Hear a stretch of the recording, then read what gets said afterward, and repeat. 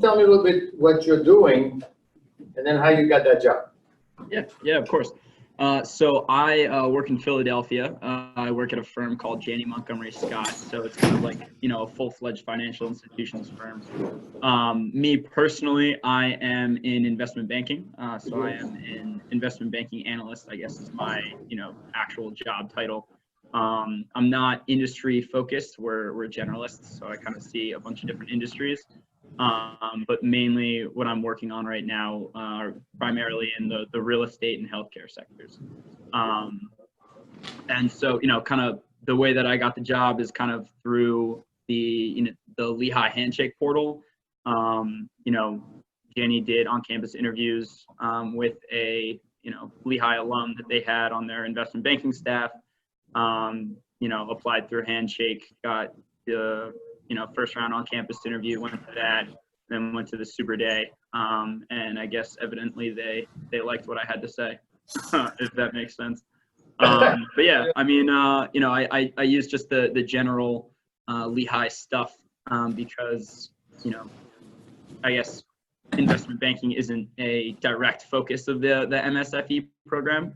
But, obviously happy to answer questions on, a bunch of the different events and things like that are offered that are, obviously incredibly beneficial to the students of the program. So, do you want to ask me a question? So like, what's your daily work? Like, what do you do like every day?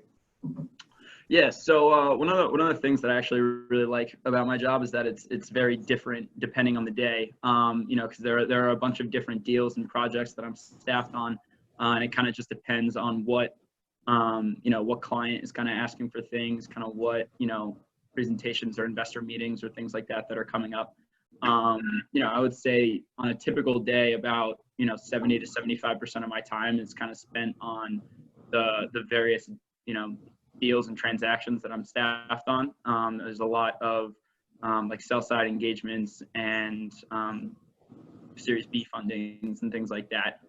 So about 70 to 75% of my time is essentially just doing stuff for those things, whether it be getting presentations together, sourcing data, doing a lot of Excel combing or kind of valuation modeling, things like that. I would say that takes up the majority of my time, and then there are obviously days where we have pitches coming up and things like that. So that's kind of the entire day is just dedicated to the pitch and kind of researching that specific client or potential client in their industry and things like that. And then there's also, a bunch of just random little things that MDs will call you up and ask for and be like, oh, can you find out, what the, I guess, global market in, alternate accommodations for the hotel sector is in the past like 3 years and like how it's growing and things like that, kind of like little one-off things like that. Thank you. So I have a quick question here. So which class do you think is most helpful for your current job? Yeah, that's interesting. I mean, I feel like,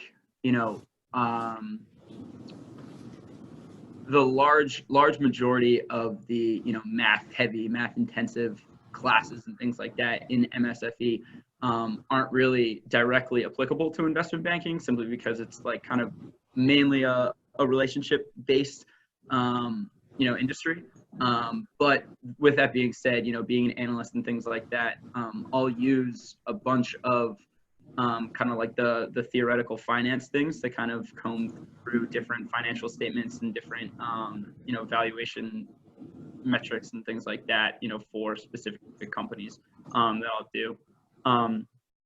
If I have to give a specific class that I guess helped me over all the other ones to do that, Professor Kish's class, I guess, I don't remember the exact name of it, but the class that is more so of like the financial modeling and things like that, like DCFs, stuff like that. I don't exactly remember the exact class name.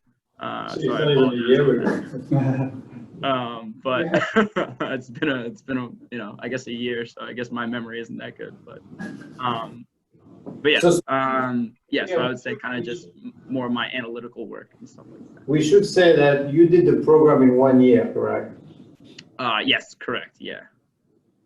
So it is possible to cram it all in 1 year. But you had your background was what when you were here as an undergraduate?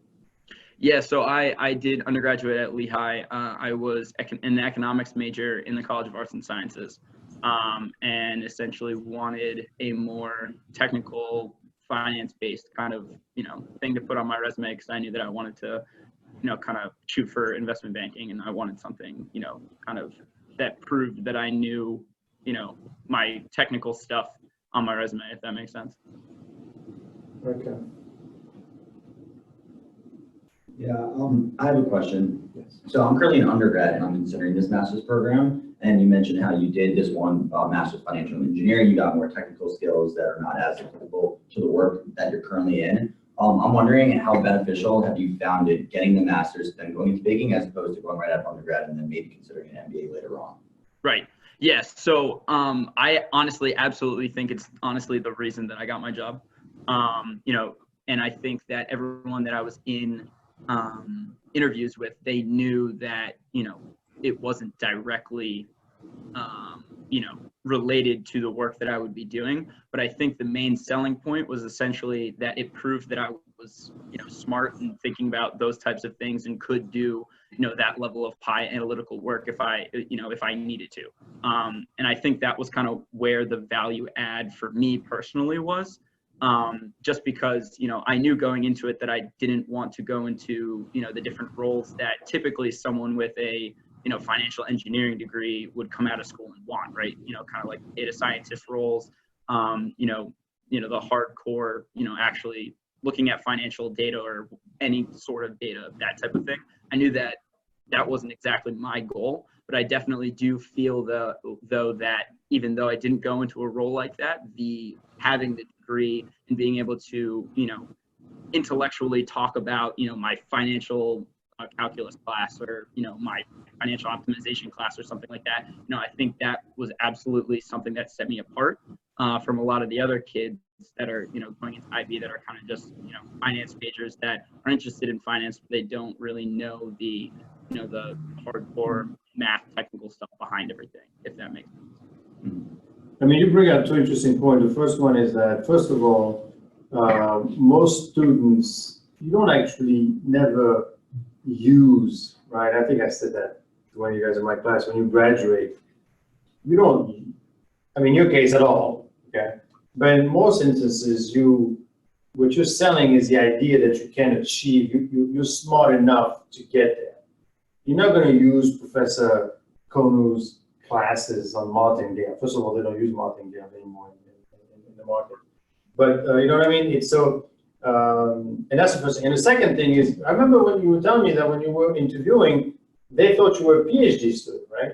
Yeah, actually, that was kind of funny. Some of the interviewers would essentially be like, "Oh, how old are you?" Like I walk in and I'd be like, "Oh, I'm 21." They'd be like, "Well, aren't you a PhD candidate based on classes you're taking and stuff like that?" And I'm like, "No, I'm not."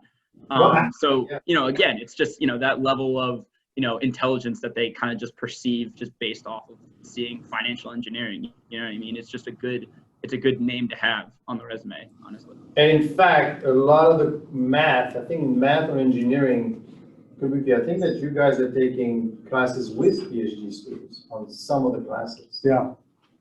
Yeah, so right? Which one is it? Doing some random process or even calculus, the stochastic calculus, yeah. So Yeah, you're I think stochastic calculus has like math PhDs, and then random processes also have some ISE PhDs in there too, stuff like that. Yeah. So the class still has a heavy heavy math component. So if you like math, that should be of interest. Although I think in the future, because of what's happening to this guy, we want to make sure also there's more. And in fact, when we did the project, we realized we need more valuation and financial, because Kabuki is working on a folding knife project, and he realizes that it'd be nice to have a little more finance, valuation type of courses, because at the end of the day, again, what you're really selling is the idea that you're smart enough that you could grasp almost a little bit of everything. Try to be a generalist. Right. I mean, yeah, I think that was essentially kind of the selling point, right? It was essentially they saw it, and I mean, I guess assumed that whatever I had to learn, I could. If that makes sense. That's simple. Questions? Brian, any questions for this guy? Yes. During the summer, before you started the program, did you have an internship? And if so, when did you apply for it? And what was it? Yeah, so the summer before the program started, I had an internship actually at BNP Paribas in New York City. I was in their kind of operations department, kind of doing like a rotational, internship in operations. So I would spend a few weeks in one department and go to another department and things like that. That was, so one of my family friends essentially knew an MD there, and that's kind of how I got set up with that. But that was, I guess I first started talking to them in, I think September of my senior year in undergraduate in September. And then I think I guess officially got the job offer in middle of November, end of November, something like that. So it was pretty early. I think in general, if you're looking to go to like a big bank or anything like that, it's the recruiting process is pretty early. So you kind of have to be on your game pretty late into the summer and early into the fall semester, so that you don't really miss out on things like that.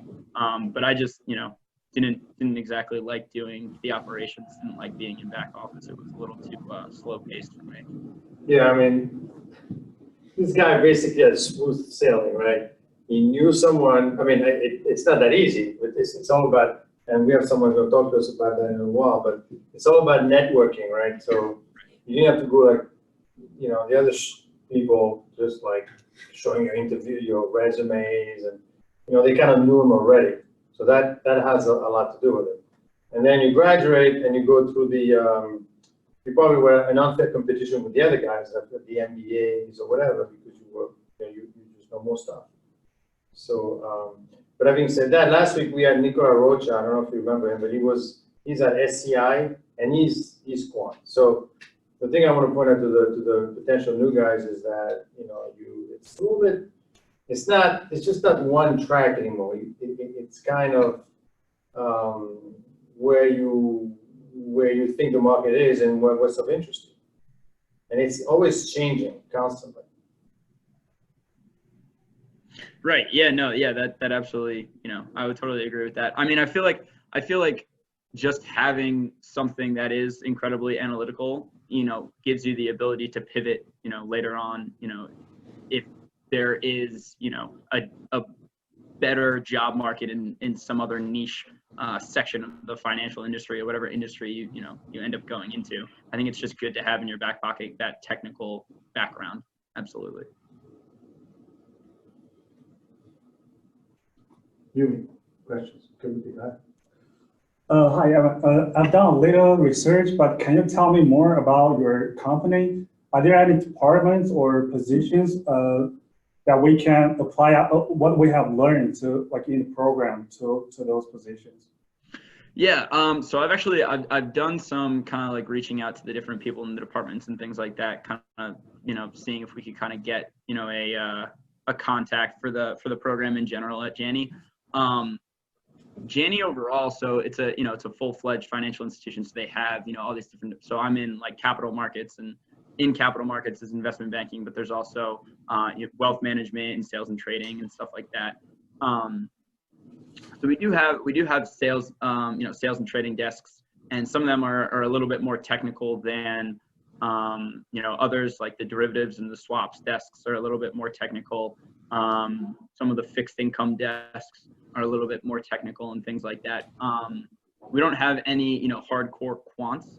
I don't believe, at least not that I've seen and things like that, but we definitely do have, technical trading desks and things like that. If that's, something you're interested in going into, that's definitely something that Janney has. And then, broader picture, if you look at, just the industry in general. I mean, the majority of banks are moving towards that, right? Like, you know, sales and trading, a normal sales and trading role where, you know, you're a salesman, you're kind of calling up people, is kind of going away. And it's kind of moving more towards the analytical side and more towards the, you know, people that can mathematically model things and write code and things like that. So yeah, I mean, there's absolutely jobs like that at my firm, and I'm sure at, you know, every single other bank. It just wasn't personally what I wanted to do, if that makes sense.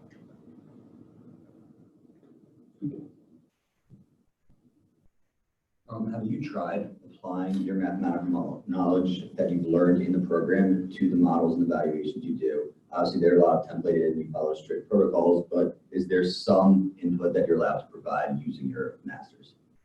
Yeah, actually, and it's actually really cool, and it started pretty early, because, you know, essentially, obviously, you know, you're new to the department and you kind of just want to, you know, see what's up and not, you know, make many waves and things like that. But, you know, as I've progressed, you know, obviously people know in the department that I have, you know, like a master's in financial engineering. So, you know, a lot of people will come to me with their models that are, you know, either, you know, second year, third year analysts, or like even associates, and kind of like ask me, you know, about different things, which is actually honestly really cool.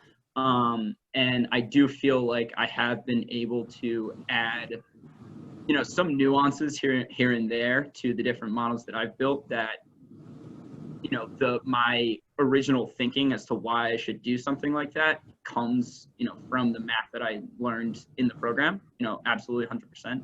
I'm not going to sit here and say that every single thing that I do modeling wise at Janney is based off of, you know, this hardcore technical stuff that I learned in the classroom. I mean, you know, I'm assuming that you'll find this out when you get into industry. A lot of it is just, you know, kind of assumptions and things like that. But I absolutely do think that there are, you know, little extra things that I've built into models and stuff to make it, you know, a little bit more technically sound, or a little bit more, you know, intuitive and things like that, that definitely did come from the program. Yeah.